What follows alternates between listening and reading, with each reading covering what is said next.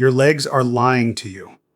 Not with sharp pain, not with a sudden collapse that announces itself clearly, quietly, subtly, with a slight hesitation when you rise from a chair, with a wobble you write off as general tiredness after a long day. Doctors have a specific name for what is silently happening inside your muscle tissue right now, and most people do not hear it until after a fall has already changed their life. The condition is called sarcopenia. If you are over 60, it is already at work in your body whether you feel it or not. But here is the part that changes everything. Weak legs after 60 are not an inevitable feature of aging. They are a symptom, a reversible, addressable symptom.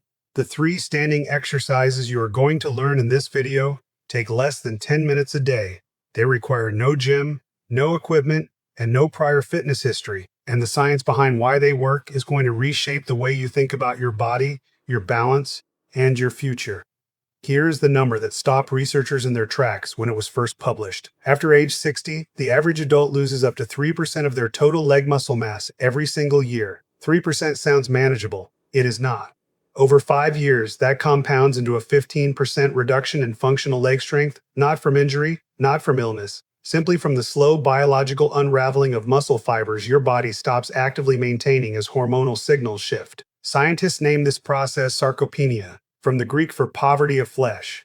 It is the most common and most overlooked threat to independence in older adults in America. The reason it goes undetected for so long is that it produces no pain in its early stages. There is no alarm. There is no morning when you wake up and feel it clearly. What you notice instead are soft, easy-to-dizziness changes. You hold the railing a little tighter on the stairs. You pause just a half second longer before stepping off a curb. You feel slightly less sure of yourself on grass or gravel. Your brain files all of this under getting older. But here's the reversal that most people are simply never told. Your muscles do not have a biological clock. They have a demand sensor. They grow when challenged. They diminish when they are not. The difference between a person who falls at 68 and a person who walks confidently at 82 is not genetics. It is not luck. It is whether they understood this principle in time and acted on it. One more thing worth knowing right now. Sarcopenia does not proceed at a steady pace. After 70, the rate of muscle loss measurably steepens. If you are in your early to mid-60s, this is the single most impactful window you have to intervene before that acceleration begins. Picture this moment. You are stepping out of the shower. Your foot lands on the bath mat at a slight angle you did not anticipate. In the next 400 milliseconds, your body launches a full emergency stabilization sequence. Your ankles activate first, then your calves, then your quadriceps, your glutes, and a network of smaller stabilizer muscles that most people have never heard of, all fire together in a coordinated burst. This cascade either saves you or it does not. Whether it succeeds depends entirely on how much functional strength exists in those muscles at baseline. At 75% of peak strength, the correction is nearly automatic. At 55%, it becomes effortful and sometimes incomplete. Below 45%, the system fails, and a bath mat becomes an emergency room. The fall does not begin when you hit the ground. It begins in the milliseconds when your body tries to catch itself and cannot. Here is what makes this genuinely troubling. Your annual physical does not test for this. There is no routine blood marker for reactive leg strength. No standard checkup measures your ability to self-correct mid-stumble. Millions of Americans over 60 are living below this safety threshold without any medical professional ever having flagged it. You are your own first line of defense here. That is not a motivational phrase. It is a structural reality of how preventative healthcare currently works. The 3 exercises in this video directly target the muscles inside that 400 millisecond window. But before we get there, we need to clear up the single biggest misconception that keeps people from ever doing anything effective about their leg strength. Walking is genuinely good for you. It supports cardiovascular health, manages blood sugar, improves mood, and keeps your joints mobile. Nobody is arguing against walking. But walking does not rebuild lost leg strength. It sustains whatever baseline you already have. And for most people over 60, that baseline has been quietly declining for years, with nothing compensating for the loss. To understand why, you need one principle. Muscles only grow stronger when they are asked to do something slightly beyond what they are already capable of. Exercise scientists call this progressive overload. It is the foundational rule that applies to every effective strength program ever designed at every age level. When you walk on a flat surface, your leg muscles operate entirely within their existing comfort zone. They are doing exactly what they are already built for, nothing more. That means zero adaptive growth. Zero rebuilding of the fibers sarcopenia has been slowly removing. The good news is that crossing into strength-building territory requires no gym, no trainer, and no special equipment. Your own body weight is the most accessible and effective resistance tool available to you. When you apply that resistance the right way, to the right muscle groups, at the right tempo, results come faster than most people expect. The 3 exercises ahead will show you exactly what that looks like. The first exercise is the sit to stand. It is arguably the most important functional movement a person over 60 can train, and the reason is straightforward.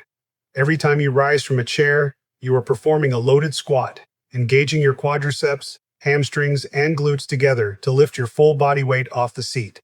After 60, many people unconsciously begin compensating for declining strength by pushing off armrests when they stand. That adjustment feels sensible. It is actually accelerating the muscle loss it was designed to disguise.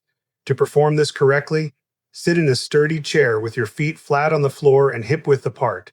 Cross your arms over your chest so your hands cannot assist. Lean slightly forward from your hips. That is correct biomechanics, not cheating. Then drive through your heels and rise to fully upright. Pause tall for 1 full second. Now lower yourself slowly. Take 3 full seconds to sit back down. That controlled descent is where a significant portion of the strength gain actually lives. Aim for 10 repetitions. If 10 is too many at first, start with 5 and add 1 per day. The second exercise is the standing heel raise. This targets your calf muscles and the ankle stabilizer network, the part of your lower leg most directly responsible for the catch and correct reflex that separates a stumble from a fall. Stand facing a wall. Place your fingertips lightly on the surface for balance support, and slowly rise onto the balls of your feet. Hold at the top for 2 full seconds. Lower your heels over 3 seconds. Speed is your enemy here. A fast heel raise trains endurance. A slow heel raise builds structural strength. Aim for 15 repetitions. Once that becomes manageable, try a set with your eyes closed. That modification doubles the balance demand by removing the visual input your brain normally relies on for orientation. It forces your proprioceptive system, your body's internal spatial GPS, to carry the full stabilization load. Training that system directly is one of the most powerful fall prevention investments you can make. The third exercise is the lateral leg raise. This one is underestimated more than either of the other two, and that gap in training has real consequences. Side-to-side instability is the exact mechanism that drops people on uneven pavement, loose rugs, and outdoor terrain. Stand beside a wall with one hand resting lightly on it. Lift one leg directly out to the side, not forward, not angled, directly lateral and level with your hip. Hold for 2 full seconds. Lower with full control. Perform 10 repetitions on each side. This trains your hip abductors and your gluteus medius, a muscle so rarely exercised and so critical to lateral balance that physical therapists will sometimes trace a seemingly random fall directly back to its weakness. All 3 exercises done together form a complete lower body stability system. They address the deficit sarcopenia creates at every layer, from the major power muscles to the balance stabilizers to the reactive coordination network. Done in sequence, they take under 10 minutes. Here is the truth about building strength after 60. Consistency over 2 weeks outperforms intensity over 2 days. Your muscles do not rebuild during a workout. They rebuild during the recovery time between sessions, when the body repairs micro damage with slightly thicker, slightly stronger fibers. This means doing these exercises daily.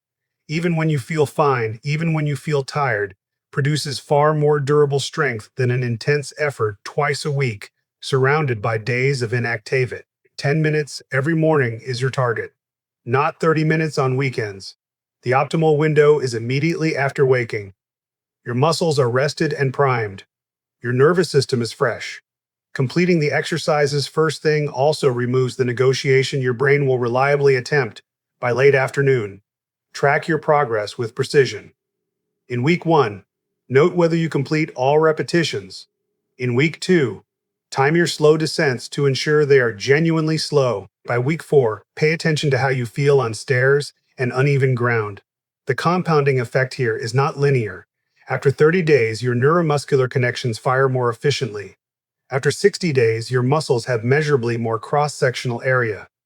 By week 8, most people report that their balance response on uneven surfaces has started to feel automatic. You are not building a fitness habit. You are engineering a protection system that will guard your independence and your freedom of movement for the years ahead. Your body is not done. That is not a motivational statement. It is a biological fact backed by decades of published research. Adults in their 70s and 80s who begin targeted resistance training regain significant, measurable leg strength within 6 to 8 weeks. Not months, weeks.